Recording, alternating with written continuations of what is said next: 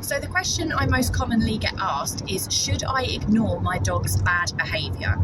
So the answer in short is it depends, but you want to have a little think about something. So first of all, there's no such thing as bad behaviour. There's behaviour that we like and there's behaviour that we do not like, but don't put so much emotion behind it. Saying bad behaviour, it really emotionally charges what's going on. Behaviour is just information. So it's information about how your dog is perceiving the situation at the moment. So take it as information and then you'll be able to work with it more effectively. The second part is when I say it depends. Now it does depend because it depends on how much self-reinforcement your dog is getting from this behaviour. For example, if your dog is digging up the garden and you say, right, I don't like that behaviour, I'm going to ignore it, the chances are you're going to end up with quite a big hole in the garden because the dog doesn't need you for it. It's not an attention-seeking behaviour, although sometimes there may be elements of attention-seeking. Perhaps it started as attention-seeking, or they know that they will get your attention through digging, so therefore they start to do it in order to get attention. But the main goal of digging is not usually attention-seeking. In fact, quite often the main goal of digging is because digging is a very natural behaviour for a dog. It's a normal behaviour for a dog and it's self-reinforcing. So if you were to ignore this behaviour, the chances are it's still going to carry on. It's still going to keep happening. So you don't want to be ignoring anything where the dog gets self-reinforcement from it. Now, things like barking can be very self-reinforcing for dogs. So barking, I would say, if it is definitely attention-seeking barking, as in there is no way it is anything else, it is absolutely attention-seeking barking, then yes, you could ignore this behaviour. However, you need to understand about extinction bursts. Now, extinction bursts are where something that usually works for a dog is no longer working, so they will try harder because they're getting frustrated. So that is what happens in an extinction burst. If you ignore barking, for example, the dog is likely to become much more barky, much louder, much more continuous, because it normally works. They normally get their response and they're not getting it.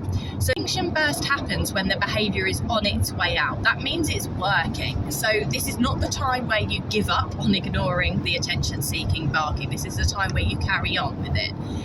The other part to this is, if you have attention-seeking barking and you're ignoring it and you're getting this extinction burst, you need to make sure your dog is also getting attention at a time where they are doing it right, when they are resting, when they are calm, when they are being quiet, so they know how to win. You can't just ignore them and just expect things to get better. You have to show them how they can win, and that is through being quiet, because the opposite of barking is quiet. So that's one part to attention-seeking kind of behaviour. If it is self-reinforcing, ignoring it is not likely to work. Also, so say like if we took barking again for the example, if you looked at guarding barking, it's not going to work if you ignore it, because the goal is to guard the property or to guard their space. And once the thing goes out of the way, which usually it does if it's passing a house or a window or anything like that, the dog thinks the job is done and it's the barking that got them to go away. So therefore, you ignoring it won't stop that barking. You would actually need to proactively do something in order to help that association of the window or of the door or the reason why your dog is guarding. If it comes to behaviours like jumping, let's talk about jumping for a minute. This is the one where people always say, ignore jumping and it will stop. It doesn't, not commonly anyway, because jumping is so self-reinforcing, and you get it with dogs who are excitable, you get it with dogs who are anxious, you get it with guarding as well, but it's like paws all over the person. And it's really self-reinforcing for dogs to do that. So what people often do is they say, wait for the jumping to stop and then give them fuss. Well, all that's happening is your dog is practicing and rehearsing jumping. So therefore they're getting better at it. It's not going anywhere. They're just going to continuously do it. What you need to do is get in there before the jumping starts and get the fusses in there then, so that the dog is not practicing jumping first, then getting fusses, if that is the time that they would usually jump.